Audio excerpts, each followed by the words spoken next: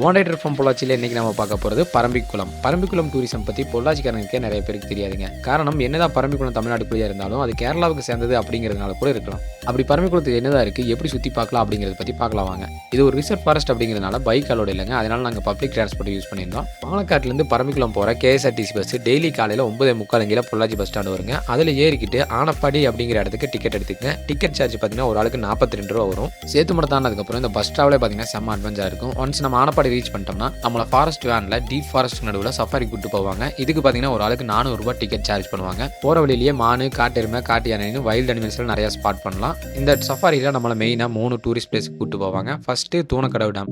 இந்த Thunakkadavu டேமோட back water வழியாக நம்ம போகும்போதே பார்த்தீங்கன்னா இது ஒரு குட்டி ஐலாண்ட் மாதிரி இருக்கும். பார்க்கறதுக்கே அவ்வளோ அழகாக இருக்கும். செகண்ட் பார்த்தீங்கன்னா கன்னிமாரா தேக்கு. இதுதான் பார்த்தீங்கன்னா வேலிலேயே மிகப்பெரிய வயதான தேக்கு மரம்னு சொல்கிறாங்க. இதோட சுற்றளவு பார்த்தீங்கன்னா 5 பேர் சேர்ந்து பிடிக்கிற அளவுக்கு அவ்வளோ அகலமாக இருக்கும். லாஸ்ட் அண்ட் ஃபைனலாக நம்மள பரம்பிக்குளம் டேம் கூட்டு போவாங்க. இது பார்த்துட்டிங்கன்னா காமராஜர் காலத்தில் பரம்பிக்குளம் ஆத்துக்கு நடுவில் பாசன வசதிக்காக கட்டப்பட்ட டேம் தாங்க.